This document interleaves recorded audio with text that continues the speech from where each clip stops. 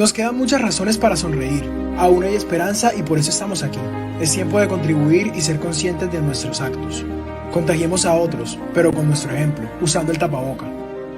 Sonríe, piensa, cuida y siente. Porque tapado es más bacano. Dejemos huella en nuestra casa, en nuestra familia y en nuestro barrio. Usar el tapaboca nos protege y nos regala vida. El cuidado empieza por ti, por mí, para la vida de todos. Más seguridad, mejor convivencia. Si lo queremos, lo logramos. Bienestar y vivir en paz es posible si los cuidas, te cuidas y respetas a los demás. Necesitamos que la seguridad y la convivencia sea un compromiso de todos. Una campaña de la Secretaría General y del Interior y la Alcaldía Municipal de Magangué. Contigo, lo queremos, lo logramos. En casa o trabajo tenemos que protegernos del COVID-19. Kit, huellas desinfectantes más tapete secador. Evite que el COVID-19 llegue a usted. Las huellas desinfectantes es el método más seguro para mantener su sitio inmune. Pídalo al 314-870-7024 y al 301-348-6752 o visite el Festival del Calzado en Magangué. Encontrará un completo surtido de accesorios para su bioseguridad. Anochecer Caribe, con Juan César Díaz Huelva y Rodolfo Zambrano Vesca. Anochecer Caribe. Hoy es 3 de agosto, iniciamos semana, y qué mejor semana que hacer reflexiones y análisis cuando estamos solo a 4 días de cumplir sus 2 años de gobierno el presidente Duque. Le doy las buenas noches a Rodolfo y a todos los que nos siguen en nuestras plataformas digitales, Extra Play, Magangué y sus regiones, Más Magangué Noticias, Revive Magangué, casi 150,000 seguidores, y a todos los magangueños y la gente y todos los nativos de la depresión Pocina, de la Mojana, de la Sabana. Son 23 municipios que están muy atentos a lo que nosotros decimos e invitamos cada noche. A todos, porque están regados en el mundo. En este momento las colonias que tenemos en España e Italia, casi la madrugada. El sur de la Florida, que tenemos muchos magangueños que nos están viendo. Un saludo especial, igual todos los estudiantes argentinos que tenemos 2 horas de diferencia. Un saludo también muy especial. Y vuelvo y repito a todas las colonias. Muy buenas noches, Rodolfo. Muy buenas noches, Juan. Usted me dejó sin a quién saludar, pero igual saludamos a todos los amables televidentes que prefieren la verdad.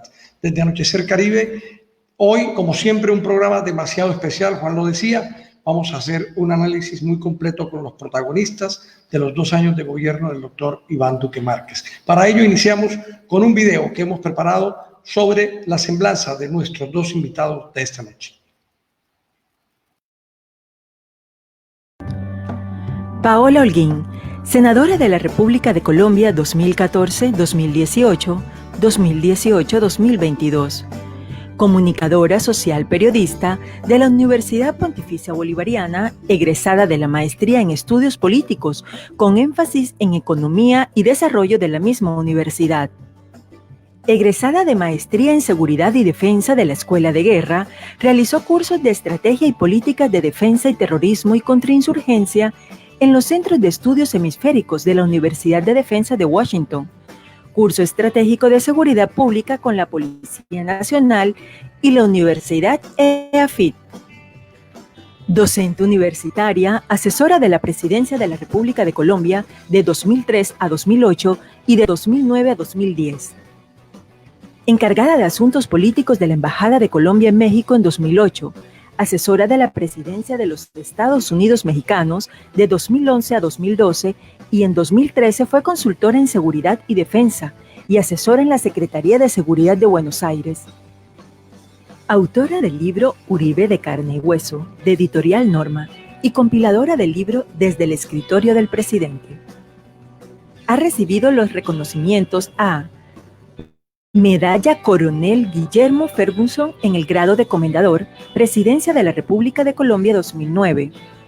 Orden al Buen Ciudadano, Policía Nacional de Colombia 2009.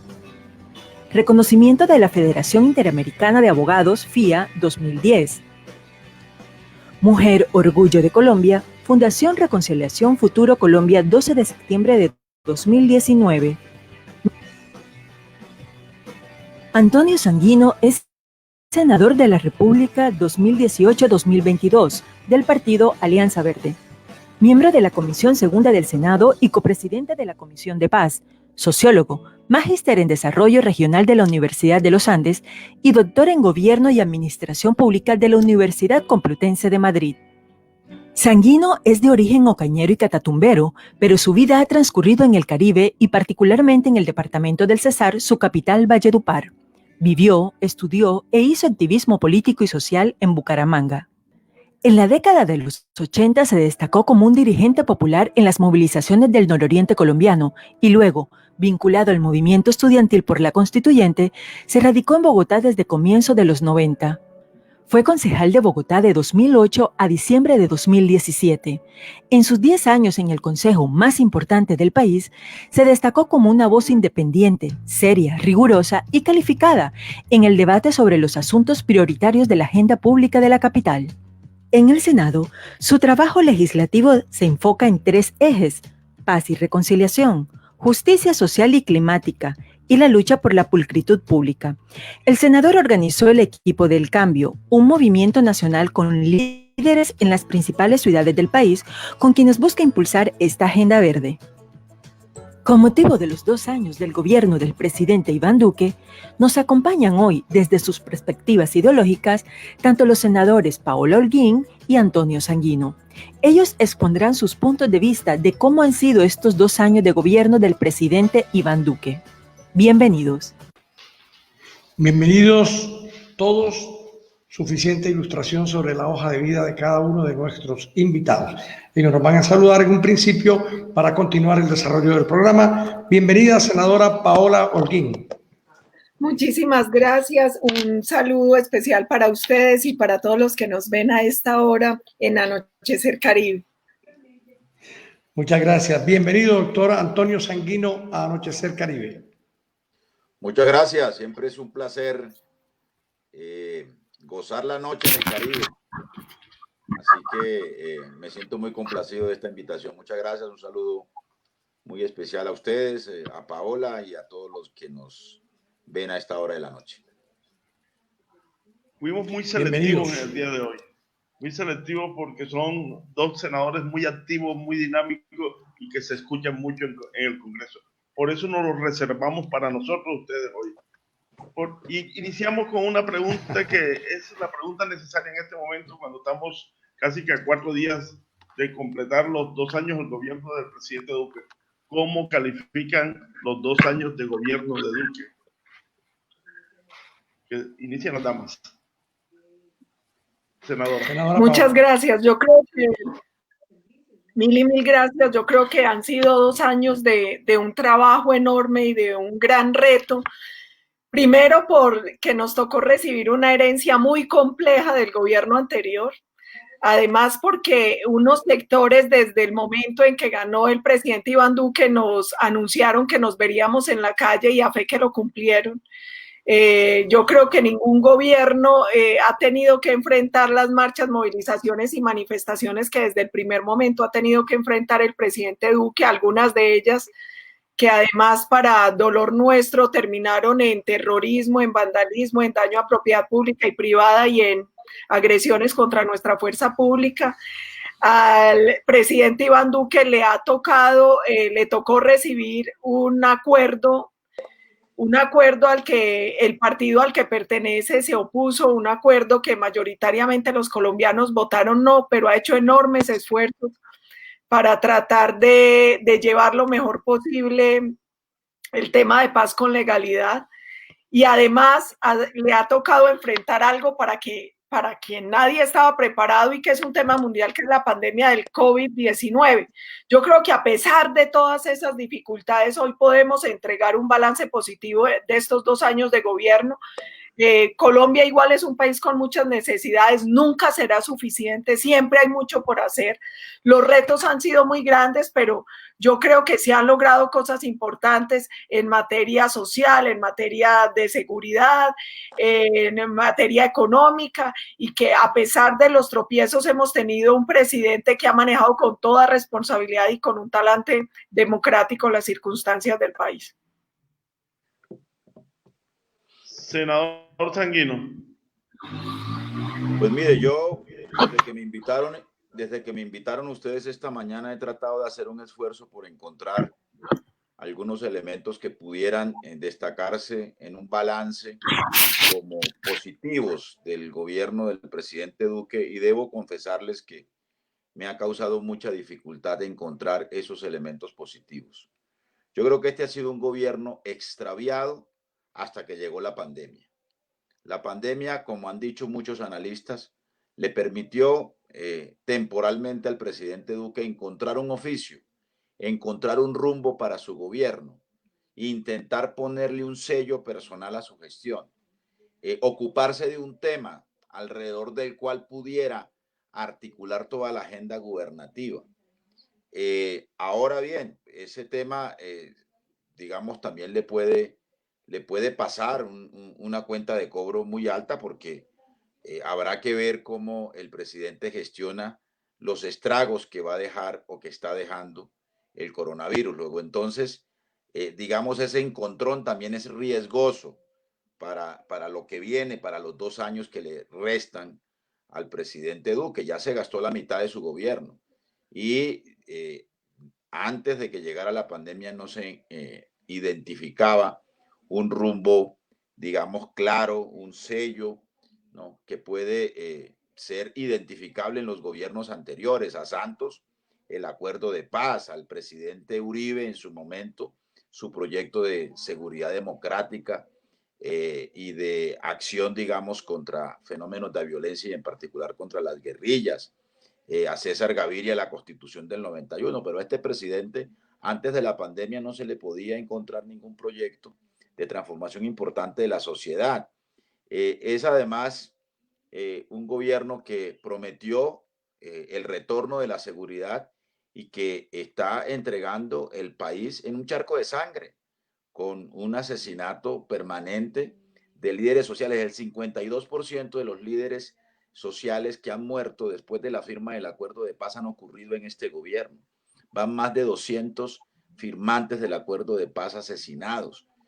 Hay regiones del país en donde la criminalidad se ha constituido en una suerte de dictadura en los territorios. El sur de Córdoba, allí cerca Magangué, el Catatumbo, el departamento del Cauca, Nariño, Putumayo, digamos, son enclaves de una mezcla de criminalidades, de economías ilegales y de dominio territorial, en donde incluso aparecen comprometidos miembros de la fuerza pública. Una agenda legislativa con un resultado muy pobre. Casi se llevó el primer año objetando la ley estatutaria de la Jurisdicción Especial de Paz, y en los últimos días el presidente se ha empecinado en una estrategia de presión sobre la Jurisdicción Especial de Paz. Empezó negando el acuerdo, luego ha intentado mostrar que sí lo cumple, y la política exterior, que nos corresponde examinar en la Comisión Segunda, en la que estamos con la doctora Paola Holguín, es un absoluto desastre. Es una mezcla de mermelada diplomática con incompetencia y con arrodillamiento, como hacía rato no ocurría, a la agenda del presidente Trump. Así que, digamos, yo veo que el balance realmente es muy, muy pobre, con un presidente, digamos, con un liderazgo muy débil, muy voluble, muy inconsistente. Y bueno, quedan 2 años con una pandemia y con sus estragos encima.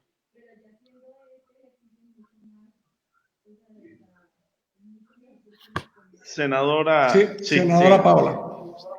No, solo para hacer algunos comentarios sobre lo que acaba de decir el senador Sanguino.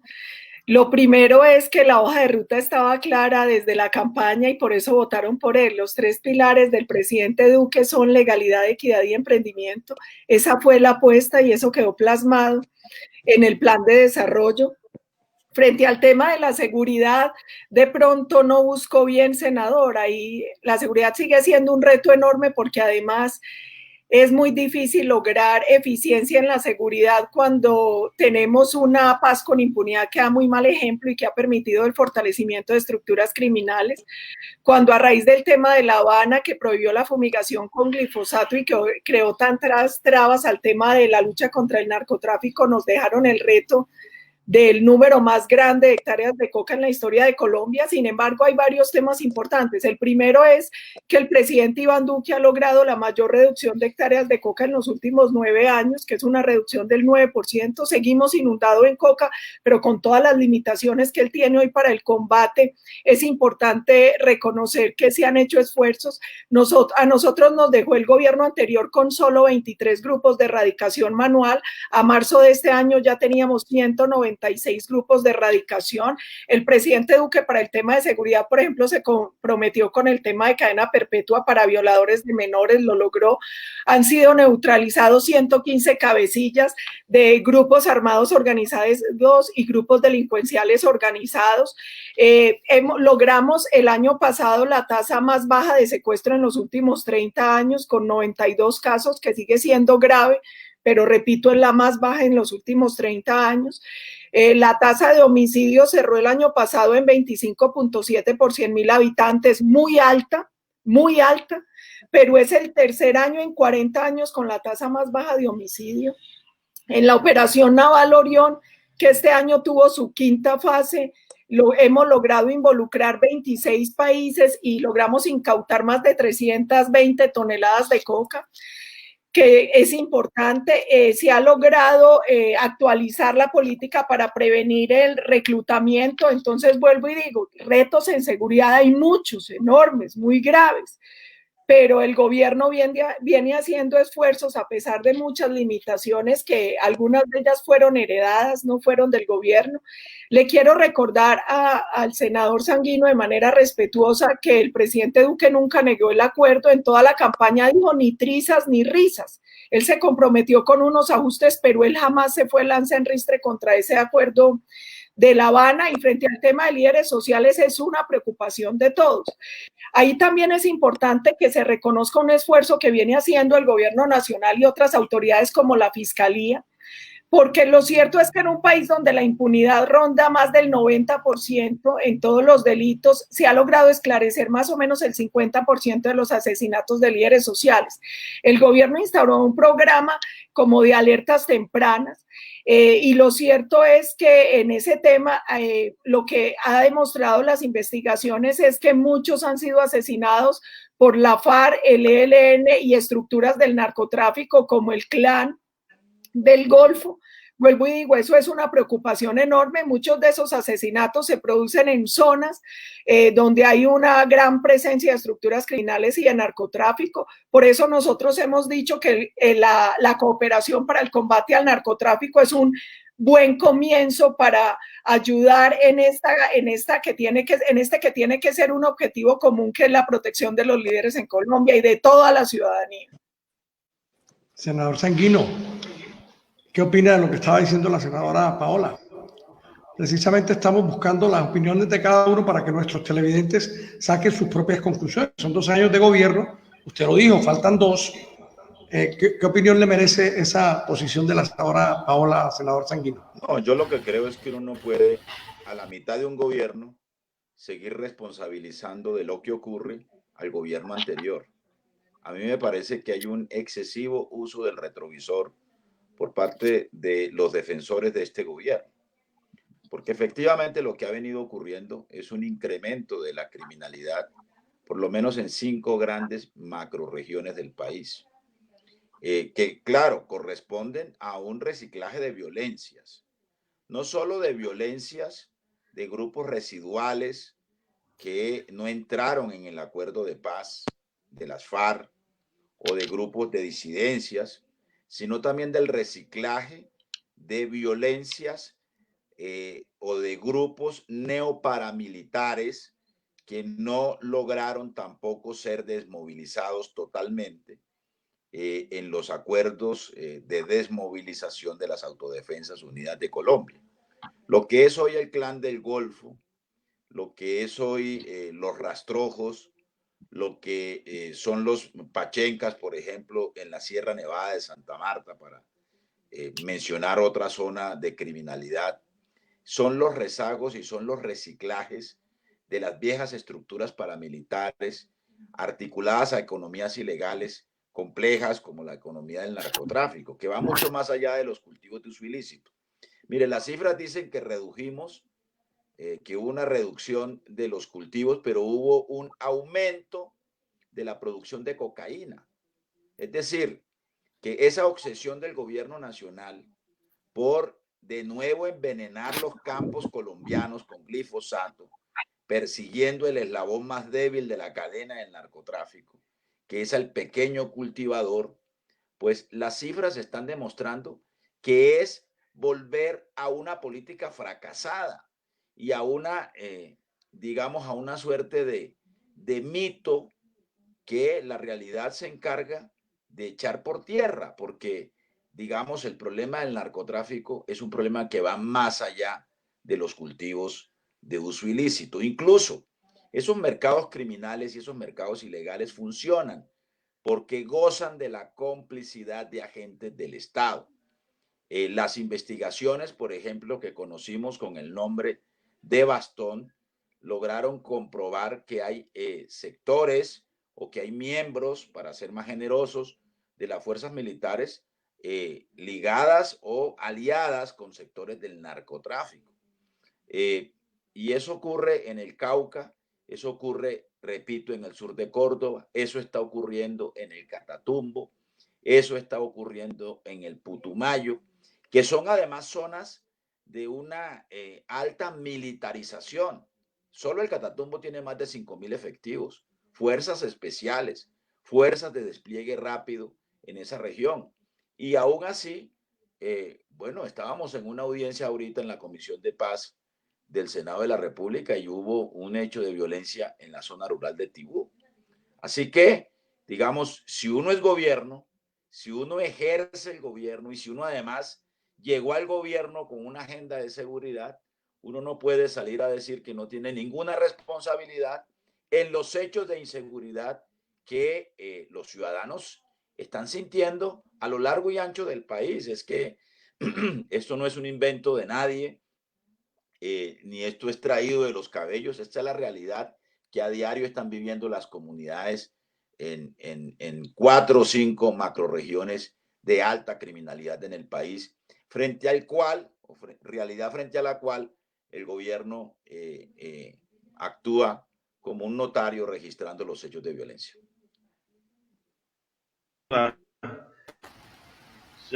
Diga, pues, senadora. La escucho.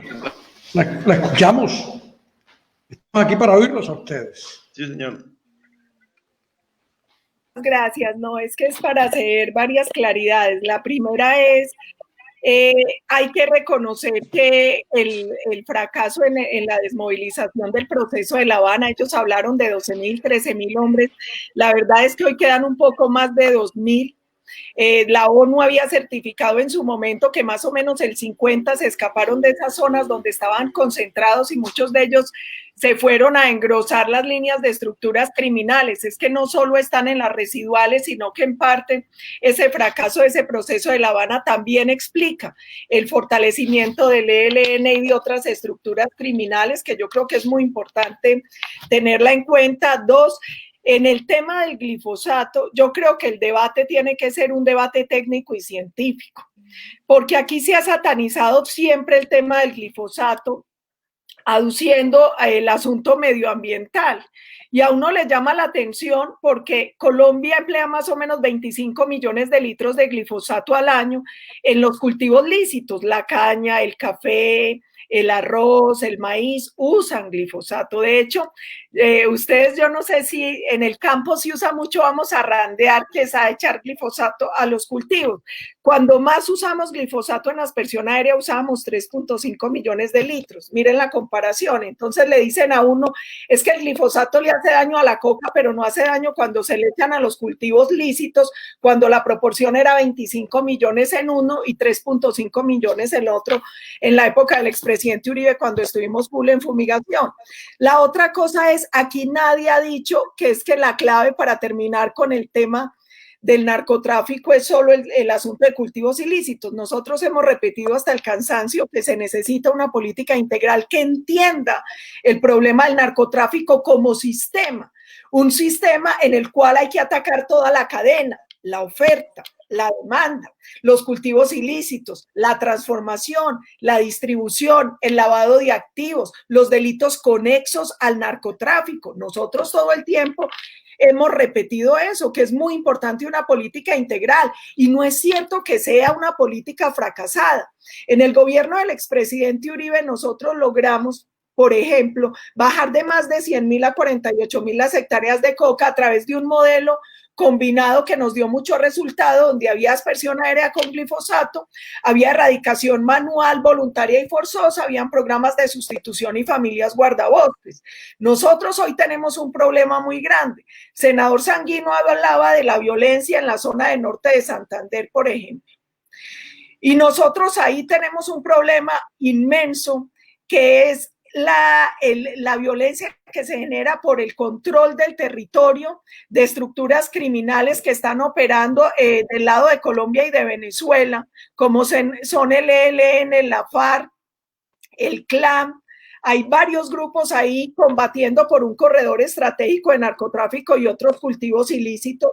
Nosotros tenemos un problema, senador Sanguino, yo creo que usted ha tenido la oportunidad de sobrevolar Tumaco y otras zonas del país, y a uno le angustia ver que en muchas zonas indígenas hay mucha presencia de cultivos ilícitos y que ahí se ha hecho casi imposible el ingreso de la fuerza pública para la erradicación. Eso es un problema enorme. Además, porque finalmente esas estructuras criminales que inundan de coca esas zonas indígenas terminan esclavizando, asesinando a estas comunidades. Nosotros ahí tenemos una gran preocupación. Y no se preocupe mucho por el tema del retrovisor. Ustedes hoy le siguen diciendo que el problema de la salud en Colombia es la Ley 100.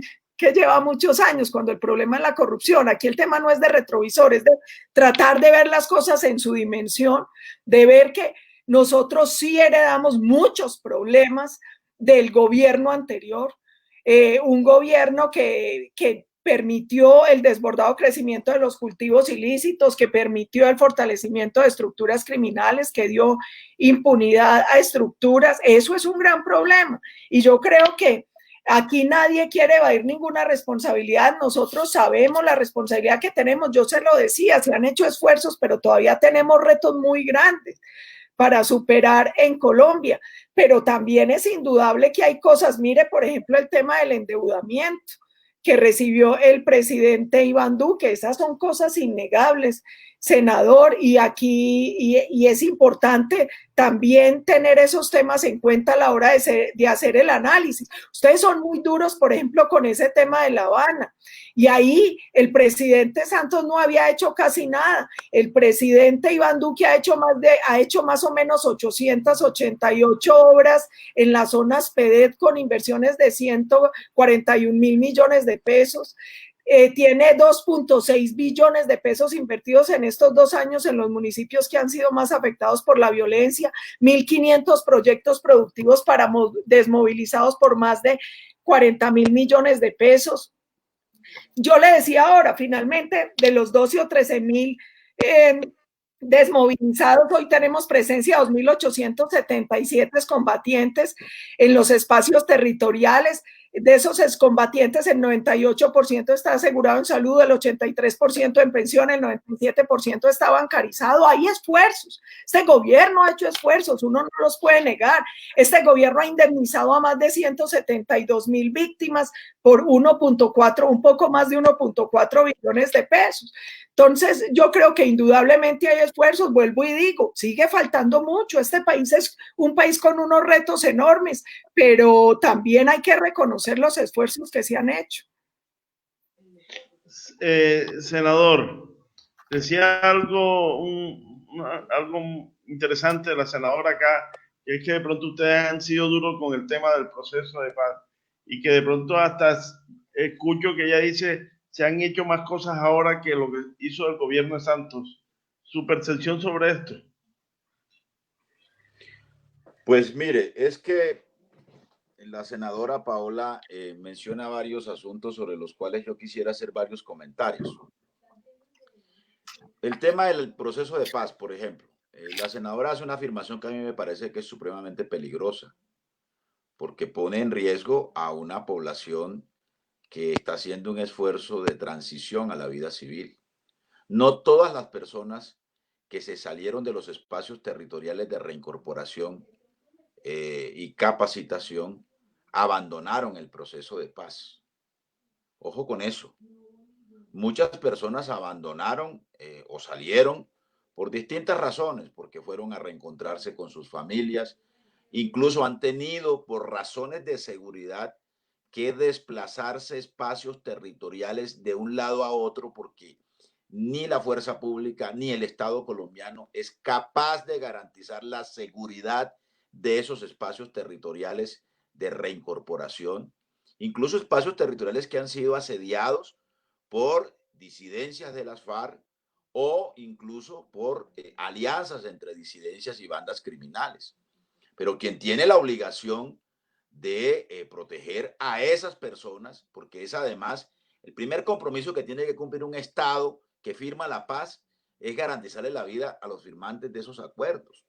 No puede ser que entonces el Estado se lave las manos y se complazca con que los disidentes maten a los que están, digamos, comprometidos con su proceso de abandono de la violencia y de transición a la vida civil. Pero, ojo, la propia oficina del Alto Comisionado para la Paz, en un reciente debate en el Congreso, controvirtiendo a los sectores más duros y recalcitrantes del Centro Democrático, certificaba que por lo menos el 90% de los firmantes del acuerdo se mantienen en el acuerdo.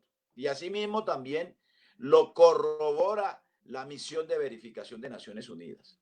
Luego, entonces, aquí hay, digamos, que ponernos de acuerdo en el sentido de que ese proceso de paz y ese acuerdo de paz merece ser honrado y que hay que honrarlo, empezando por ser muy responsables a la hora de hacer un balance de lo que ha sido ese acuerdo. Segundo, el tema del glifosato. Mire, es que ya hay por lo menos más de 40 países en el mundo que han prohibido el glifosato, incluso para la agricultura tradicional. Es que la demanda que perdió Monsanto y Bayer en Estados Unidos porque se documentó que tenía efectos cancerígenos el uso del glifosato, no fue en cultivos de coca, fue en actividades de jardinería. Luego, entonces, es al contrario. Lo que tiene que hacer la sociedad colombiana y el mundo es transitar hacia la prohibición de este tipo de insumos químicos que producen un efecto nefasto sobre la salud. Por eso es que además en el derecho ambiental internacional y en el derecho y en la salud pública, en el derecho de salud, a la salud, se acude a un principio que es el principio de precaución, que es el que aquí hemos invocado y el que ha aplicado tanto la Corte Constitucional como el Consejo de Estado en asuntos como el glifosato y en asuntos como, por ejemplo, los proyectos piloto de fracking que también este gobierno quiere implementar, desoyendo el clamor de la humanidad hacia una transición energética en medio del cambio climático y el calentamiento global, porque hay una pandemia que es más o menos invisible o que no hemos calculado su gravedad, que es la del cambio climático, que mata tanta o más gente que la que está matando la pandemia del coronavirus.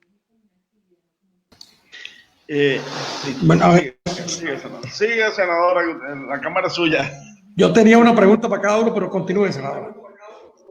Y sola es un minuto para un par de cortas observaciones. La primera es, doctor Saudino, usted generalmente oye lo que quiere.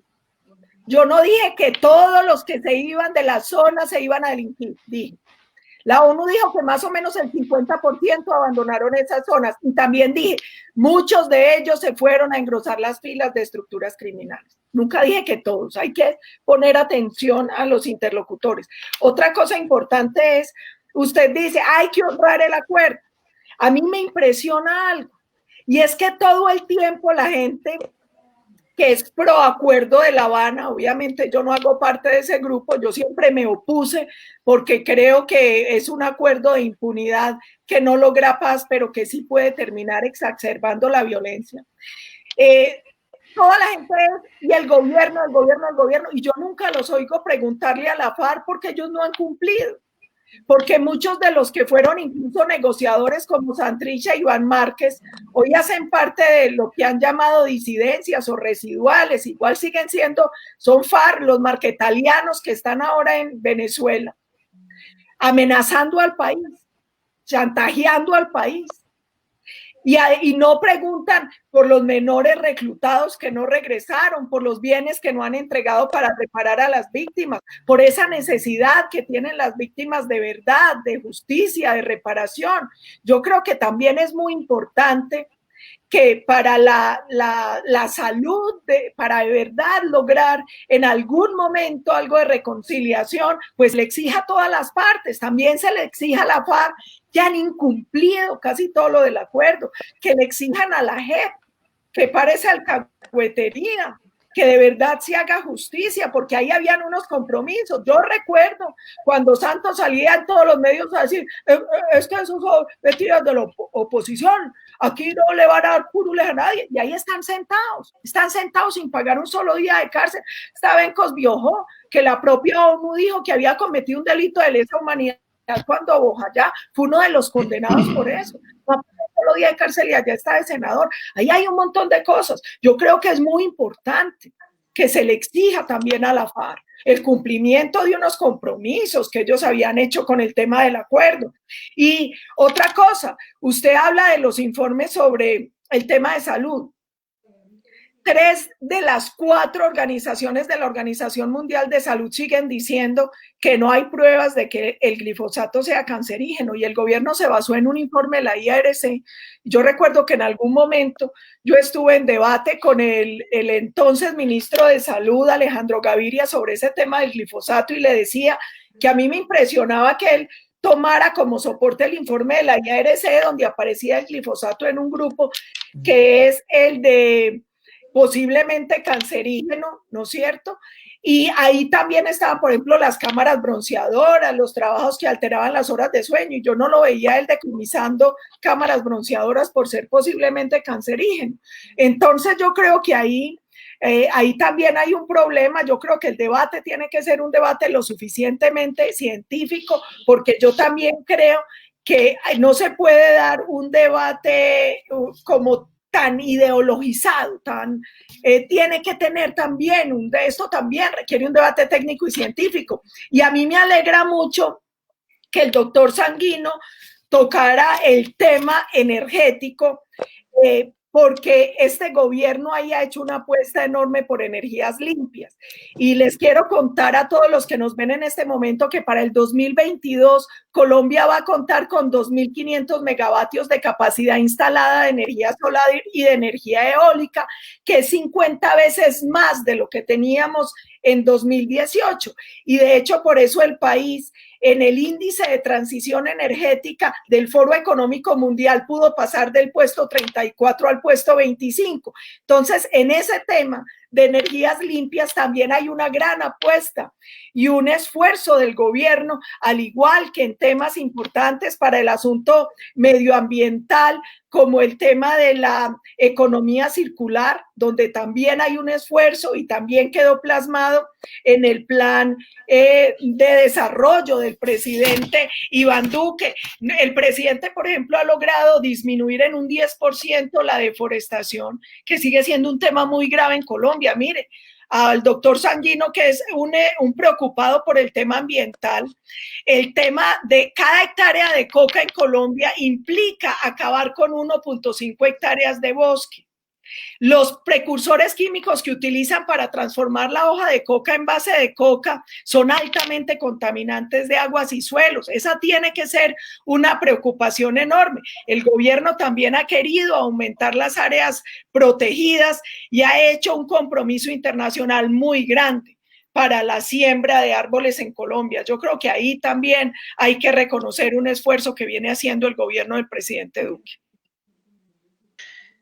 La agenda prácticamente cambió, y como cambió la agenda tanto del gobierno como la agenda de discusión con el tema del COVID, porque es indudable, nos cambió tanto la agenda de discusión como la agenda del gobierno. Pero desde la provincia, nosotros acá en la provincia, sobre todo el caso de Maganguito, este sur, que prácticamente somos un canal de todo tipo de negocios, el narcotráfico de Catatumbo por Ocaña, por Gamarra, sale por aquí para el Golfo Morrosquillo. Bueno, esas historias que conocemos todos, la minería ilegal. Somos un corredor. Al elegir un gobierno como el de Duque, muchas expectativas se han dado en las regiones, doctora. A pesar de que podemos decir que la agenda se dañó con el COVID, ¿qué hay con las regiones? Ahí hay una cosa importante y es, mire, el gobierno hoy tiene una preocupación que es una preocupación mundial, obviamente, que es el tema del COVID, que plantea retos en varias direcciones. Es un reto en el tema de salud pública, es un reto social y un reto económico enorme, porque nosotros todavía hoy no podemos medir las consecuencias que va a traer el tema del COVID. Sin embargo, hay un tema importante y es que el gobierno, a pesar de este reto, no ha querido abandonar unas líneas importantes que habían en el plan de desarrollo. El plan de desarrollo del presidente Duque además tiene un componente importante que fue unos compromisos por regiones. Nosotros ahí estamos haciendo enormes esfuerzos. Yo le decía, por ejemplo, yo entiendo, porque es una angustia para todos y de todos los días el tema de seguridad en las regiones. Nosotros ahí tenemos que seguir haciendo esfuerzos enormes para mejorar nuestra capacidad de respuesta a todo, a la lucha contra el narcotráfico, contra el secuestro, contra la extorsión, contra el terrorismo. Eso no es fácil y hay unos retos por regiones que tampoco se pueden abandonar. Lo que pasa es que ahora nos toca redoblar esfuerzos porque a unos compromisos de una agenda que teníamos, como bien dice usted, en el plan de desarrollo, pues hoy se le suma un reto adicional que es todo esto que va a pasar con el COVID. Mire, a nosotros hoy nos trasnocha ver cómo vamos a recuperar la economía y cómo vamos a recuperar los empleos que hemos perdido, además de la necesaria generación de nuevos empleos. ¿Cómo vamos a recuperar el tema de la informalidad? Una de las angustias nuestras ha sido que haya crisis sin hambre. Y por eso este gobierno creó, por ejemplo, el ingreso solidario. Por eso es que se han fortalecido los programas como Familias en Acción, el programa de adulto mayor. Por eso a los niños de las escuelas que ya no les podemos llevar al colegio, el programa Alimentación Escolar a través del PAE, se lo estamos tratando de llevar a una de sus casas. A nosotros esto nos ha planteado retos muy grandes y nosotros somos conscientes de esos retos. Y por eso también el gobierno ha dicho, aquí es muy importante la participación de todos, porque aquí nadie tiene una solución mágica. Lo que hemos dicho es que nosotros tenemos una caja de herramientas abierta, donde estamos escuchando a todos los sectores y donde entre todos estamos tratando de hacer la mejor de las apuestas para superar una coyuntura tan difícil, que además no es una coyuntura solo de Colombia. Es que esta es una pandemia donde el mundo entero está sufriendo, donde muchos países vamos a padecer un tema de estancamiento económico que es delicado y donde se establece un nuevo orden, porque muchos han dicho esto nos va a llevar a pasar de la globalización a la regionalización, pero yo también lo he dicho, las crisis son oportunidades. En un momento tan difícil necesitamos que los colombianos empecemos a pensar en presente productivo y positivo, en esas 3 P's, porque necesitamos seguir avanzando, porque nosotros tenemos que ver cómo reactivamos rápidamente la economía. Por ejemplo, el gobierno lanzó algo que nunca habíamos tenido en Colombia, que fue el programa de 200.000 subsidios de vivienda para BIS y no BIS, para poder reactivar el sector construcción, que es tan importante para la reactivación económica. Este gobierno logró destrabar muchas de las 4G, que quedaron muy bonitas en el papel, pero llenas de pleito y no se daban. Muchas hoy están en la marcha gracias al gobierno del presidente Duque. Entonces, nosotros mantenemos los retos enormes y el reto que nos plantea el COVID para nada va a llevar a descuidar unos compromisos que nosotros tenemos con las regiones y que muchos de ellos son compromisos que quedaron plasmados en el plan de desarrollo. Senador Sanguino. Senador Sanguino, continuando con este tema, faltan 2 años. ¿Qué le esperaría para usted a las regiones en estos 2 años que faltan en el post-COVID?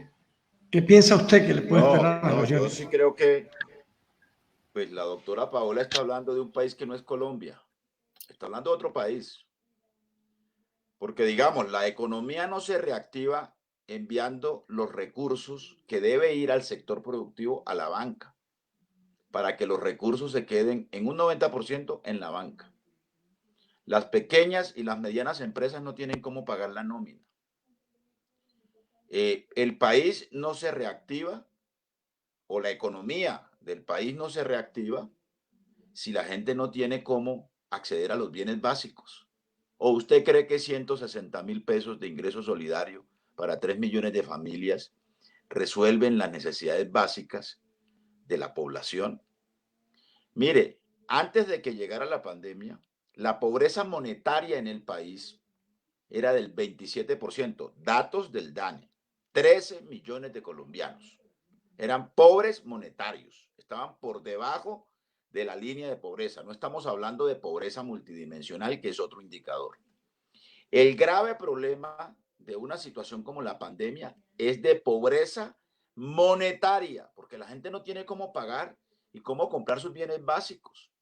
Nosotros le hemos propuesto al gobierno, llevamos 3 o 4 meses, más de 50 parlamentarios, 9 bancadas políticas, incluyendo bancadas de la coalición de gobierno, pidiéndole al gobierno instaure una renta básica para la población que permita incluso subsidiar por un periodo de tiempo, 5 o 6 meses, las nóminas de las pequeñas y medianas empresas que se están cerrando. Es que el propio DANE dice que se perdieron más de, vamos para 6 millones de empleos, eran las cuentas 5.400.000 empleos que se perdieron hasta mayo por efectos de la pandemia. Entonces, con las fórmulas y con la ortodoxia del señor Carrasquilla, no van a reactivar la economía.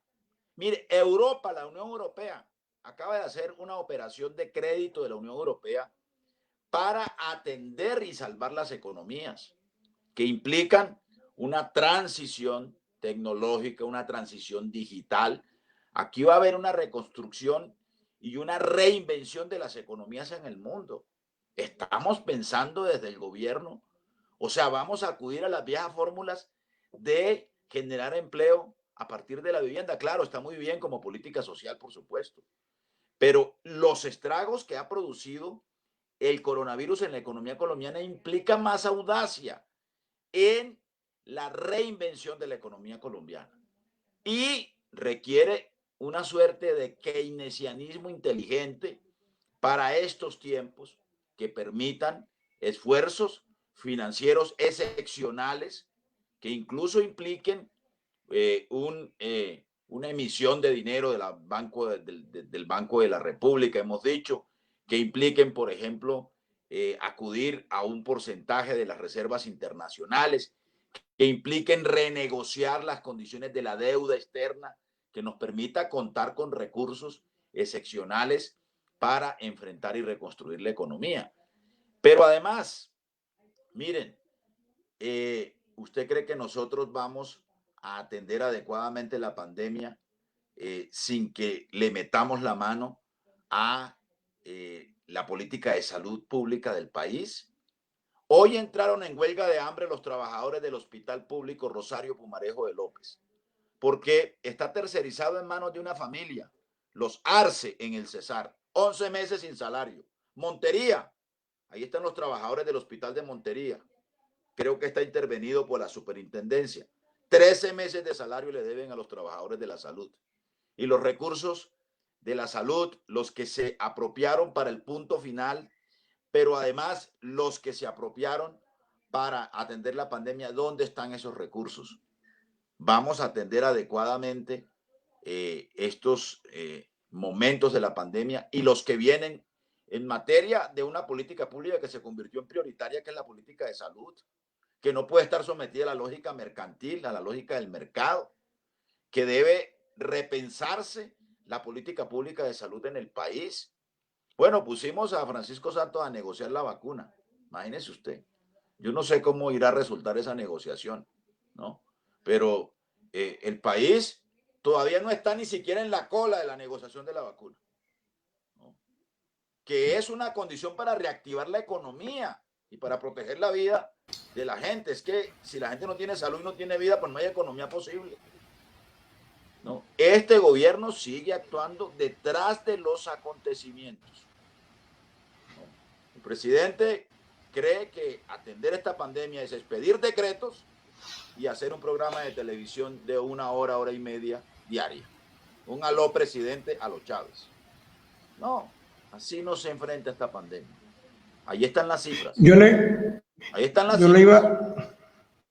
La senadora yo le iba a hacer Sí, pero yo le iba a hacer una pregunta al doctor Sanguino sobre el tema de la pandemia, pero ya la respondió. Y me voy a ir donde la doctora Paola sobre esas 2 denuncias que acaba de hacer el senador Sanguino de la situación que están viviendo tanto en Valledupar como en Montería los trabajadores de los hospitales. ¿Cómo se puede solucionar ese problema? Porque es muy grave que en Valledupar están debiendo 11 meses y en Montería 13 meses. Doctora Paola. Y en Mangue igual. Pero el superintendente de salud está muy entretenido interviniendo en el Magdalena al lado de los... Parece que la senadora... La senadora se congeló. Se congeló la senadora. Sí. Si nos escucha, vuelve a entrar y salir, senadora. Vuelve a entrar y salir, exacto. Vuelve a entrar y salir. Esa situación, sí, ya entró otra vez, si no entendería las preguntas. Yo le iba a preguntar a usted qué opinaba. Sí, continuemos con el senador, ella debe entrar de inmediato. Sí, yo le iba a preguntar, la pregunta que yo le tenía al senador Sanguino era sobre el tema de la pandemia, pero él la respondió antes de hacer esas denuncias. Ahí la tiene. Sí, ya la encontré. Doctora Paola, ¿escuchó la pregunta? No, les pido excusas que se me cayó, me conecté en el teléfono, parece que ya lo voy a lograr también acá. Repítesela, Rodolfo. Sí, yo tenía, ¿me está escuchando, senadora Paola? No, se cayó de nuevo. Bueno, esas denuncias que acaba de hacer el senador Sanguino son muy delicadas sobre el tema. Sobre el tema Sanguino, le hablo de Magangué. La S municipal de Magangué está intervenida por la super, pero parece que el gran negocio de la super es mantener la salud en crisis en Magangué para ellos seguir interviniendo. ¿Para qué? No quiero decir para qué. Perdón. Senador Paola, aquí está de nuevo. Yo decía que le tenía una pregunta al senador Sanguino sobre cómo pensaba él que se estaba manejando la pandemia, pero me la respondió por anticipado. Y no solo eso, esbozó 2 temas muy graves, como son las crisis en Montería, en el hospital de Montería, que están debiendo 13 meses, y la crisis en el hospital de Valledupar. Senadora Paola, ¿cómo solucionamos eso y cómo porque estamos en una pandemia y deberle al personal de la salud es demasiado grave y está sucediendo, porque no solamente está sucediendo allá. Aquí en Magangué, la S Río Grande de la Magdalena está intervenida y parece que estuviera intervenida para ser visible, porque no la hemos visto tampoco en la pandemia. ¿Qué opinión le merece esa situación que se vive desde la Superintendencia Nacional de Salud? Bueno, varias cosas. La primera es, yo quería aclararle que aquí no es un presidente a punta de aló presidente y eso, nosotros estamos haciendo un esfuerzo enorme y mientras muchos nos quieren poner en el debate entre salud y economía, nosotros hemos dicho necesitamos ambas y necesitamos por eso tomar decisiones de manera responsable que nos permitan garantizar la vida de los colombianos, que es una prioridad, y tratar de mantener o de afectar lo menos posible la economía, que obviamente se ve gravemente afectada con el tema del COVID. Nosotros sabemos que esto requiere audacia y nosotros a lo que le apostamos es a un endeudamiento productivo, porque es que muchas veces hay sectores que hablan de subsidios y subsidios, pero nunca explican de dónde sale la plata, porque es que recuerden que la plata de los gobiernos no es infinita, ni es maná que llueve del suelo. Son recursos que aportan las empresas, que aportamos los ciudadanos a través de impuestos, los trabajadores, y eso tiene un límite. Al igual que el tema del endeudamiento, nosotros sabemos que es necesario, pero también hay que hacerlo responsablemente. Muchos han hablado, por ejemplo, de la emisión, y hoy la volvió a mencionar el senador Sanguino, sobre el tema de emisión. Ya han hecho muchos estudios economistas sobre las graves consecuencias que tendría para el país. Lo puede hacer Estados Unidos porque es una moneda dura y es la moneda de transacción internacional. En el caso de Colombia sería muy distinto las consecuencias y sería mucho más lo malo que lo bueno de esa supuesta emisión. Mire, el senador Sanguino tocó varias cosas importantes, por ejemplo, el tema de los recursos de la ley de punto final. Nosotros ahí hemos tenido varios problemas. Es que en la ley de punto final hay unos recursos territoriales y unos recursos nacionales. Los recursos territoriales fueron como hasta ahora 587.000 millones y los nacionales 37.000, que están aún en proceso de auditoría. Mucha de la demora para entregar esos recursos de punto final se dio porque los bancos, los hospitales y las entidades que tenían que presentar las cuentas no las presentaron a tiempo. Entonces eso mostró una gran dificultad. Y mire, aquí muchos hablan en contra del sistema de salud. El problema en Colombia no es el sistema, es la corrupción dentro del sistema de salud. Y yo ahí quiero hacer un reconocimiento al superintendente de salud, porque no ha sido fácil. La verdad es que no ha sido fácil. Aquí ha sido muy complejo poder meter el diente a muchos hospitales y a muchos lugares donde las cosas no funcionaban. Hoy se han intervenido por lo menos 683 hospitales en el país en un trabajo de fortalecimiento, donde se han invertido 348.000 millones de pesos. Todavía falta. Nosotros necesitamos mucha más agilidad en la entrega de los recursos. Se ha ido mejorando en el tema de giro directo y yo creo que podemos mejorar mucho más. Y nosotros, el gobierno también creó a través de decreto unos recursos extra para el personal de salud. Yo creo que eso es grave. Nosotros tenemos que tener un compromiso con llegar mucho más rápido con los recursos al personal, con mayor protección. Miren todo el debate y la demora y todas las complicaciones que tuvimos para el tema, por ejemplo, de los equipos de bioseguridad que son urgentes. Ahí se vienen haciendo esfuerzos y yo creo que nos faltan muchos más. Por ejemplo, en temas como los medicamentos, la Secretaría de Transparencia de la Presidencia logró regular 770 medicamentos que llevaron a un ahorro en el sistema de 340.000 millones de pesos. Hay esfuerzos, nos sigue faltando mucho. Hoy, ¿qué es urgente? Hoy es urgente lograr más transparencia en el sistema, lograr más agilidad para que los recursos lleguen y nosotros, gracias incluso a una ley que aprobó este propio Congreso, el senador Sanguino y todos nosotros le dimos mucho más dientes a la superintendencia para que pueda ser mucho más ágil en el control de los recursos del sistema para poder garantizar que funcione. Bueno, ya el tiempo nos está acosando. De verdad ha sido un programa maravilloso. Te agradecemos muchísimo a la doctora. Sí, podemos quedarnos tranquilamente, pero lamentablemente el tiempo ya tenemos que ir a hacer los menesteres. Yo tengo una pregunta para cada uno, para terminar. Al doctor Antonio Sanguino le voy a preguntar, en estos 2 años del gobierno del presidente Duque, ¿cuál ha sido para usted la mejor gestión que se ha logrado? Y a la doctora Paola, ¿qué cree usted que le falta al presidente Duque para mejorar en estos 2 años? Empecemos como daba la palabra la doctora Paola, sigamos con el doctor Sanguino para terminar con la doctora Paola.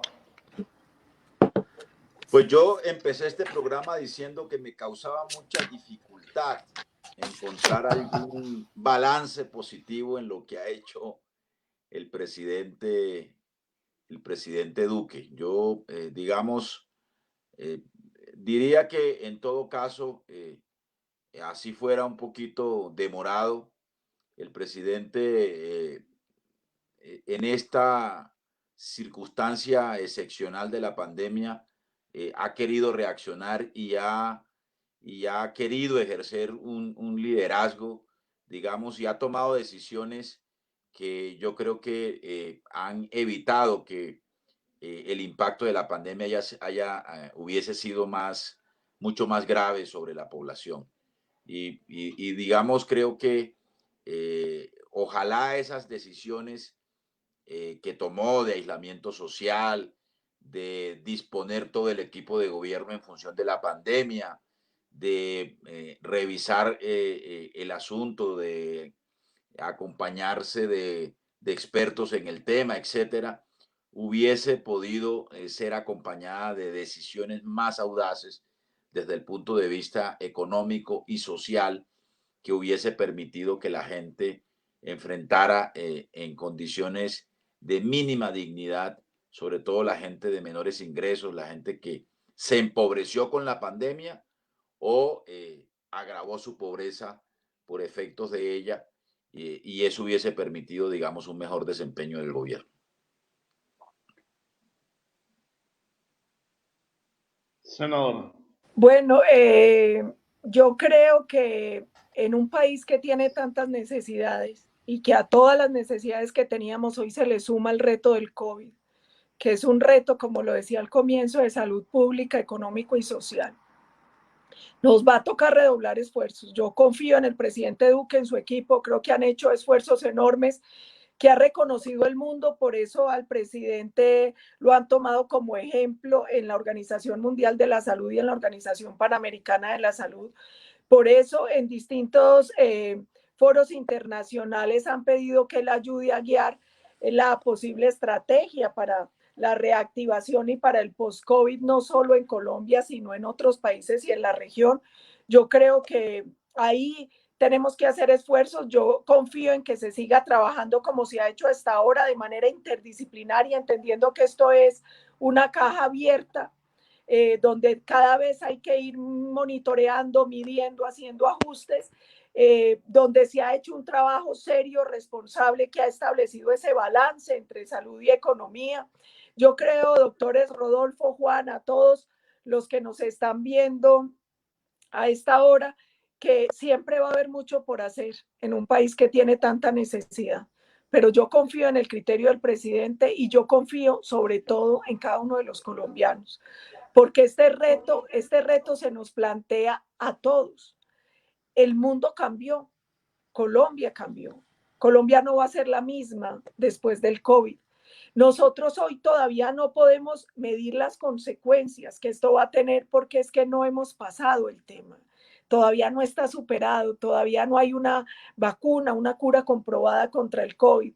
Pero yo creo que en medio de esta dificultad, todos hemos hecho esfuerzos enormes, seguramente vamos a tener que seguir haciendo más, pero también estoy segura que de esto vamos a salir. Colombia es un país con una gran capacidad para superar la adversidad. Este es un momento que ha demostrado que además es un pueblo solidario, empático, donde todos somos conscientes del rol que tenemos que jugar, que es un momento para la unidad y no la división, para construir y no para destruir, que es un momento donde todos vamos a sufrir las consecuencias, todos vamos a tener que hacer esfuerzos muy grandes, pero yo estoy convencida que salimos de esto. Yo coincido en algo hoy con el senador Sanguino. A mí me gusta la audacia. Yo soy amiga de la audacia, además porque en tiempos de crisis el coraje es un valor supremo. Y yo creo que este va a ser un momento para la audacia, no solo del gobierno, sino del Congreso y de todos los colombianos. Y vuelvo y les digo, es aprender a pensar con 3 P's: positivo, productivo y presente. Porque el COVID también lo que nos está planteando es que necesitamos soluciones rápidas. Ya el futuro son 24 horas. Y este es un momento muy exigente, pero yo también tengo toda la fe y toda la esperanza puesta en que toda la dirigencia de todos los sectores no va a ser inferior a este reto y que los colombianos siempre han sido superiores, así que por ello sí no me preocupo. Agradeciéndoles muchísimo a ustedes por su tiempo, pero yo quería otra última cosita, que ambos senadores inviten a los colombianos, concretamente a los magangueleños, a protegerse y a cumplir las normas contra el COVID. Por favor. Empieza, Paola. Bueno, a toda la comunidad de Magangué, de toda esa zona, a algunos de mi familia que están en Mompox, aprovecho y les doy un saludito. Y nada, la invitación es a cuidarnos. Cuando uno se cuida, también está cuidando a los demás. El cuidado es un gesto de amor, de responsabilidad, es una demostración de compromiso con nosotros, con nuestras familias, con el país. Hoy no hay cura, hoy no hay vacuna. Hoy lo único que sabemos en el mundo es que lavarse permanentemente las manos, usar tapaboca y el distanciamiento social es lo único que está ayudando a evitar efectivamente el contagio. Entonces los invitamos a que actuemos con toda responsabilidad, a que nos cuidemos, a que cuidemos de nuestras familias, a que entendamos, nosotros sabemos las incomodidades, lo difícil que es, nadie estaba preparado para tener que asumir esto, pero ya está acá. Y que salgamos más pronto que tarde también va a depender de cada uno de nosotros y de nuestra disciplina. Muchísimas gracias. Doctor Sanguino, ¿no tiene a nadie por aquí cerca también? Tengo una cantidad de gente. Primero, muchos amigos en Sucre, en Córdoba, en Bolívar. Y tengo familia, por supuesto, en el Caribe, en el Magdalena, en Barranquilla, en el Atlántico, en el Cesar. A toda la gente del Caribe, primero, un mensaje de ánimo, de optimismo.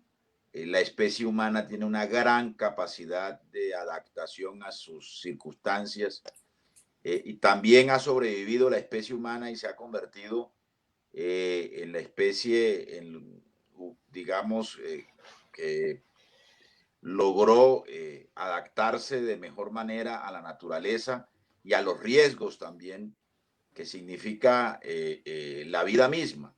Así que ello hoy pasa por querernos, por cuidarnos, no solo individualmente, sino también comunitariamente, aprender a cuidarnos en familia, en comunidad, porque ya el riesgo no solo es de la persona que se contagia, sino que el riesgo es de quienes pueden ser contagiados por la persona que por un descuido termine contagiado con el virus, mientras no encontremos la cura y mientras no encontremos la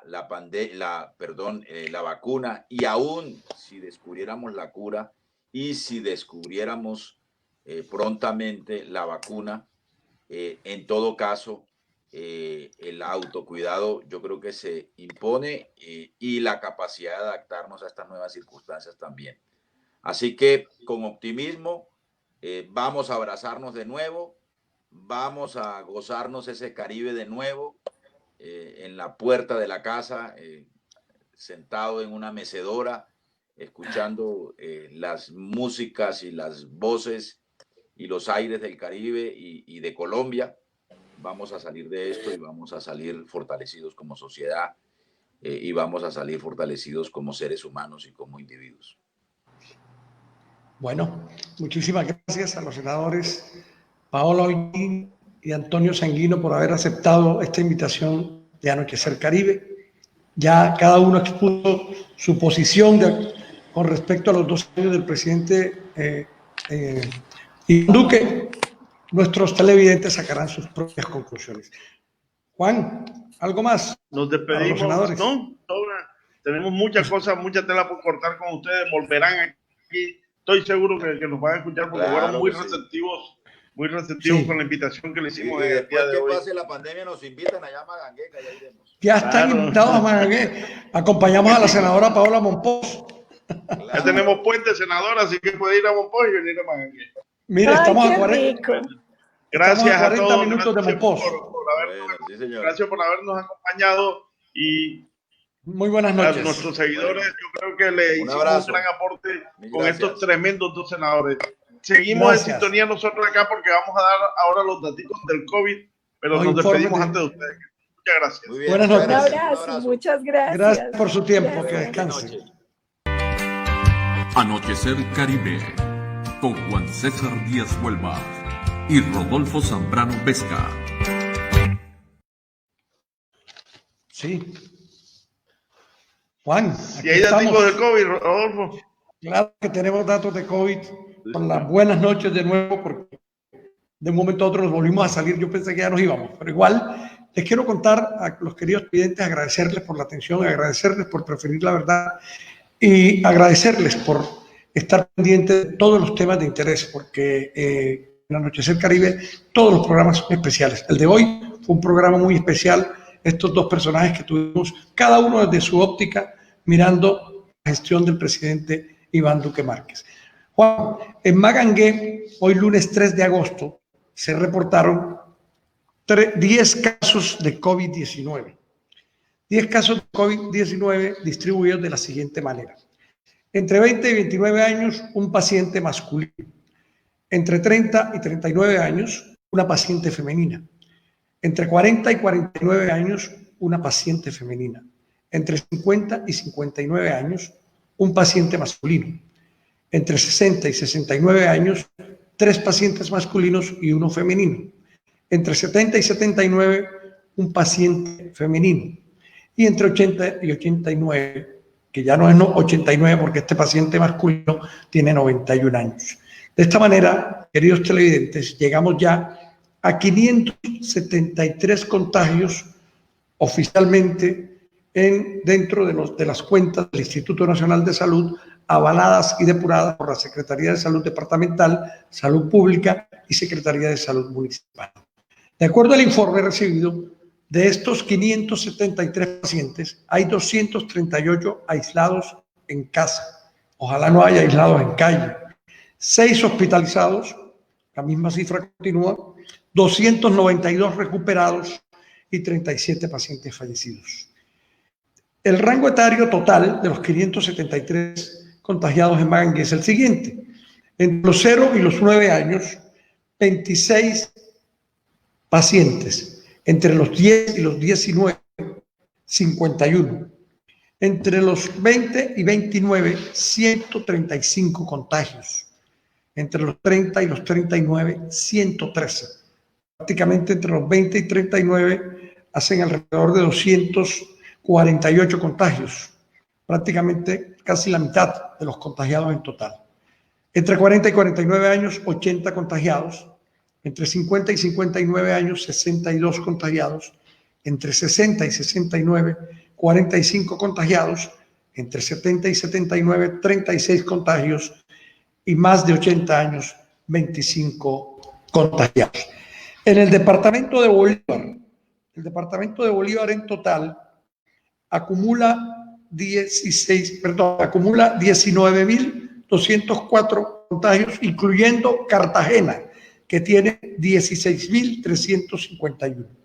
El resto de municipios suma 2.853 contagiados, destacándose en primer lugar Turbaco, courbanístico con Cartagena, con 624 contagios.